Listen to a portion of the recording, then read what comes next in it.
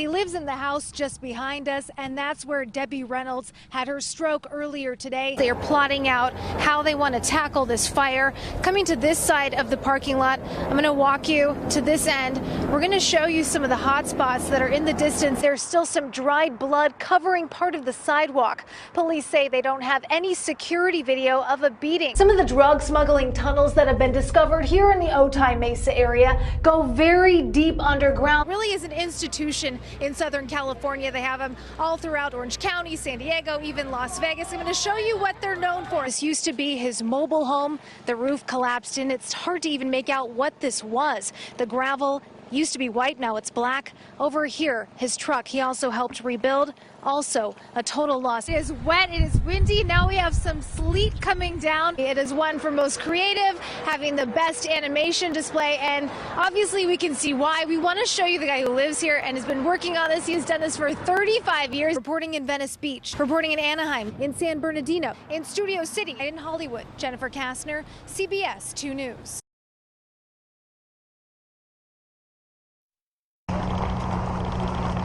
There's been a lot of recent talk about border security above ground.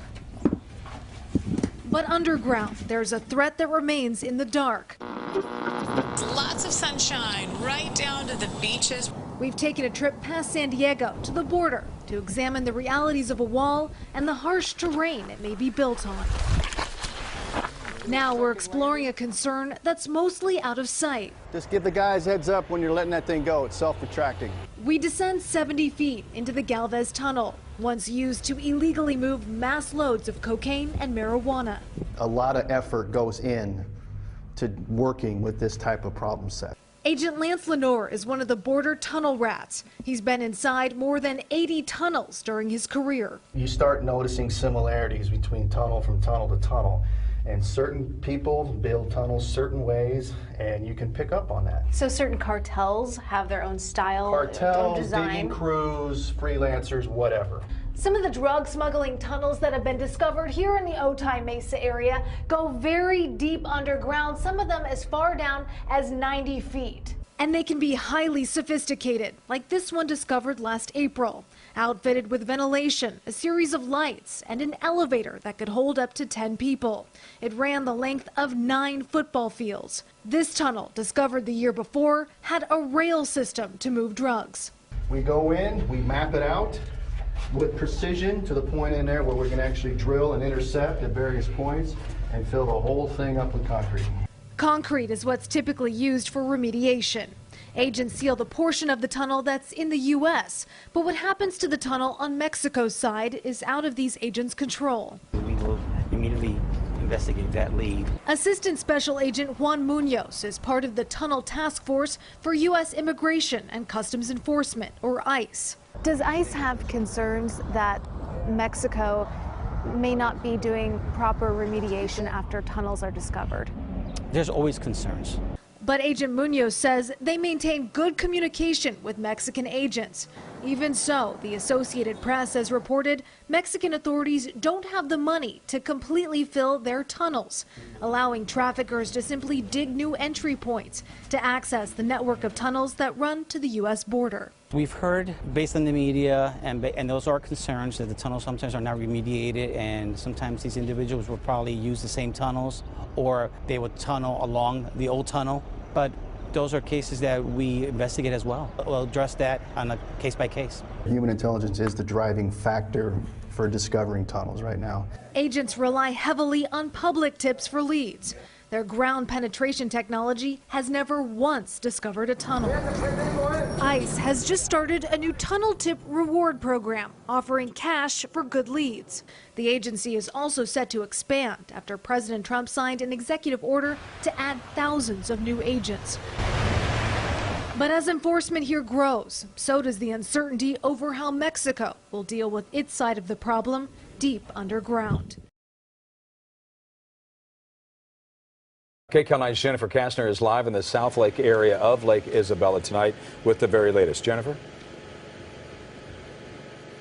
Well, Jeff and Lena, we're in one of the neighborhoods that was hit the hardest all night. We've been speaking with people who are slowly driving through this neighborhood, looking out their windows. They are in shock. Many of them have lost everything. I want to show you this plot of land right behind me. This used to be a mobile home. Now you can see it's just the shell of a mobile home. And then look at all that destruction over to the left.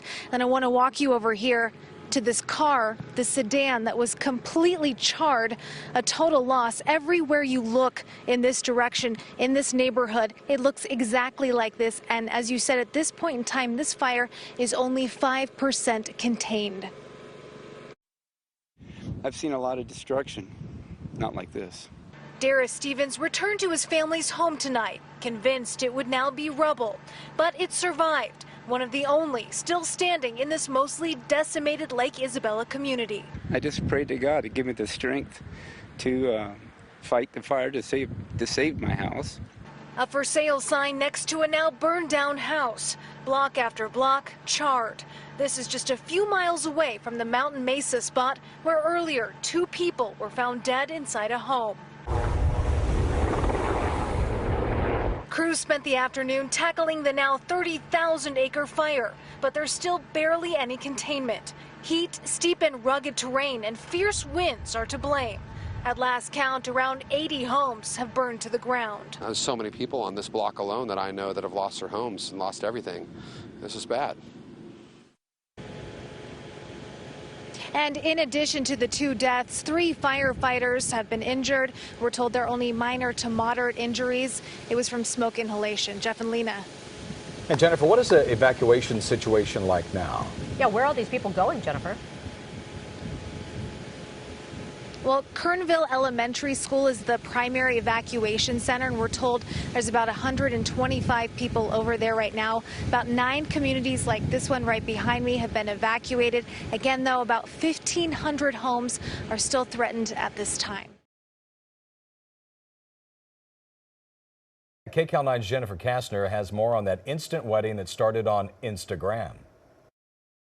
We're going to be like, oh my God, there he is. Erica Harris of Murrieta anxiously waits inside the nearly empty Ontario airport Friday night.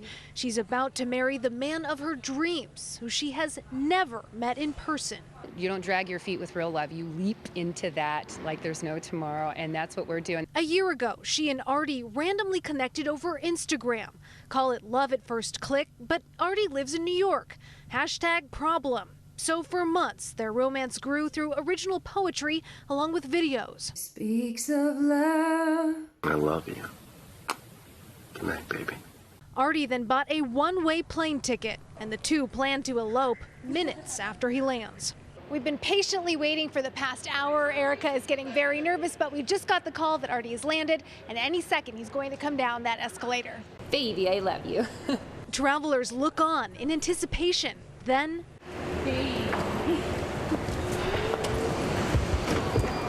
Nice to meet you. Oh my God. Hi, I'm Erica. Don't drop me. It's nice to meet you. No. Artie pops the question. The two, still in disbelief, quietly exchange vows. It's just really exciting. It's very surreal to be a part of this experience.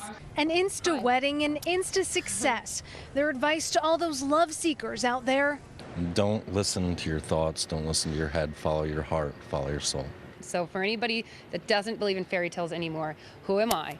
And it can happen to you too. In Ontario, Jennifer Kastner, KCAL9 News. The first thing that shot through my mind was, I'm not going to be able to see my kid grow up. Ian Naylor was on I-15 North on his way into Barstow when he says another driver pulled up and opened fire in a fit of road rage. I saw the muzzle flash, everything, the recoil, it was just ba-ba. And I just launched like this on the brakes. I stood on the brake. And pop, pop, out the window, and it was like it whizzed right in front of my windshield. It happened Saturday night after Naylor honked at the driver, who he says was dangerously speeding and swerving. Naylor was in his work truck on his last call before heading home to his wife and newborn. and you got chubby cheeks like Dad. As I sit there and think if I lost him, my son would have been raised without a father, and I don't know how I would have been able to do that without him. So, you know, it was like, come on, man, if I'm gonna die, at least let me die in a better way than getting shot on the freeway. Buddy says that driver sped off in a silver Acura Legend. Naylor is okay and his truck wasn't hit, but his wife is deeply shaken. How can someone do that to someone not knowing if they have a family at home or anything? California Highway Patrol officers took a report, but still haven't been able to